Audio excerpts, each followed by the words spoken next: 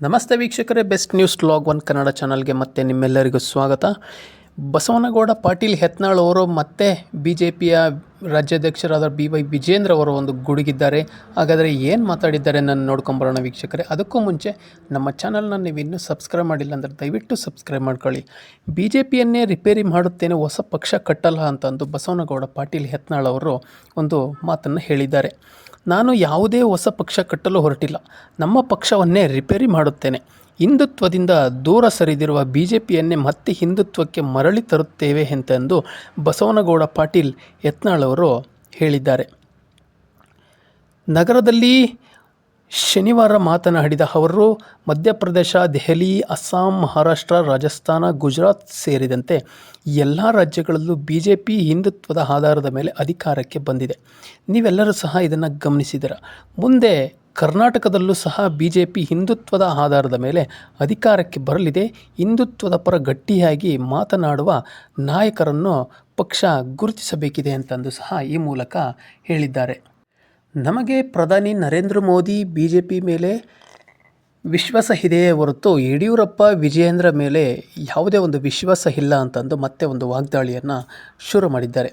ಯತ್ನಾಳ್ ಏನು ವಿಜೇಂದ್ರ ಏನು ಎಂಬುದು ಮೇಲಿನವರಿಗೆ ಗೊತ್ತಾಗಿದೆ. ಯತ್ನಾಳ್ನನ್ನು ಹೊರಹಾಕಲು ಆಗುವುದಿಲ್ಲ ಎಂಬುದು ವಿಜೇಂದ್ರ ಬಣದವರಿಗೂ ಸಹ ಗೊತ್ತಾಗಿದೆ.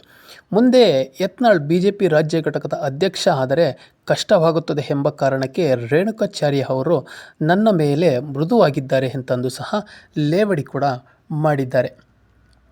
ಇನ್ನು ವೀರಶೈವ ಲಿಂಗಾಯತರು ಎಂದರೆ ಈ ಮೊದಲು ಪೂಜ್ಯ ತಂದೆಯವರು ಎಂಬ ಹವಾ ಸೃಷ್ಟಿಯಾಗಿತ್ತು. ಅಪ್ಪ ಮಗನನ್ನು ತೆಗೆದರೆ BJPಗೆ ಹಿನ್ನಡೆಯಾಗುತ್ತದೆ ಎಂತಂದು BJP ವರಿಷ್ಠರು ಸಹ ಭಾವಿಸಿದ್ದರು. ಈಗ ಪರಿಸ್ಥಿತಿ ಸಹ ಬದಲಾಗಿದೆ.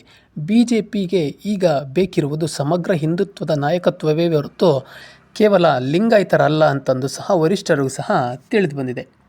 ಲಿಂಗಾಯತರು ಹಿಂದೂ ಧರ್ಮದ ಭಾಗವೇ ಹೊರತು ಪ್ರತ್ಯೇಕವಲ್ಲ. ಸನಾತನ ಹಿಂದೂ ಧರ್ಮ ಉಳಿದರೆ ಲಿಂಗಾಯತರು ಉಳಿಯುತ್ತಾರೆ, ಇಲ್ಲವಾದರೆ ಸಾಧ್ಯವಿಲ್ಲ ಎಂತಂದು ಬಸವನಗೌಡ ಪಾಟೀಲ್ ಯತ್ನಾಳ್ ಅವರು ಒಂದು ವಾಗ್ದಾಳಿಯನ್ನು ನಡೆಸಿದ್ದಾರೆ. ಇನ್ನು BJP ರಾಷ್ಟ್ರೀಯ ನಾಯಕರು ಸಹ ಸತತವಾಗಿ ಒಂದು 2ನೆಯ ನೋಟಿಸನ್ನು ಯತ್ನಾಳ್ ಅವರಿಗೆ ಕೊಟ್ಟಿದ್ದರೂ ಸಹ ಅದಕ್ಕೆ ಸಮರ್ಪಕವಾಗಿ ಉತ್ತರವನ್ನು ಕೊಡದೇ ಇದ್ದರೂ ಸಹ ಇನ್ನೂ ಯಾವುದೇ ಒಂದು ಕ್ರಮವನ್ನು ಸಹ ಯತ್ನಾಳ್ ಮೇಲೆ ಕೈಗೊಂಡಿಲ್ಲ.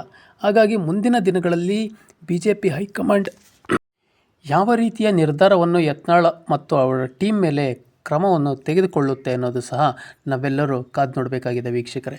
ಇನ್ನು ಈ ವಿಷಯದ ಬಗ್ಗೆ BY ವಿಜೇಂದ್ರರು ಸಹ ಒಂದು ಸಾಫ್ಟ್ ಕಾರ್ನರನ್ನು ಸಹ ಹೊಂದಿದ್ದಾರೆ. ಯಾವುದೇ ಒಂದು ಪ್ರತಿಕ್ರಿಯೆಯನ್ನು ಸಹ ಒಂದು ಕೊಡ್ತಾ ಇಲ್ಲ. ಹಾಗಾಗಿ BJP ಹೈಕಮಾಂಡ್ ಯಾವುದೇ ಒಂದು ಪ್ರತಿಕ್ರಿಯೆಯನ್ನು ಕೊಡಬಾರ್ದು. ಮುಂದಿನ ದಿನಗಳಲ್ಲಿ ಏನೇ ಮಾತಾಡಿದ್ರೂ ನಿಮ್ಮ ಪಾಡಿಗೆ ನೀವು ಕೆಲಸ ಆಯಿತು, ನೀವು ಪಕ್ಷ ಸಂಘಟನೆಯನ್ನು ಮುಂದುವರಿಸಿ ಅನ್ನೋ ಒಂದು ಅಭಯ ಹಸ್ತವನ್ನು ನೀಡಿರೋದ್ರಿಂದ BY ವಿಜೇಂದ್ರ ಅವರು ಇದು ಯಾವುದಕ್ಕೂ ಸಹ ಒಂದು ತಲೆ ಕೆಡಿಸಿಕೊಳ್ಳದೆ ಒಂದು ಪಕ್ಷ ಸಂಘಟನೆಯ ಪರವಾಗಿ ಒಂದು ರಾಜ್ಯದಲ್ಲಿ ಪಕ್ಷವನ್ನು ಕಟ್ಟೋ ಒಂದು ಕೆಲಸವನ್ನು ಮಾಡ್ತಾ ಇದ್ದಾರೆ.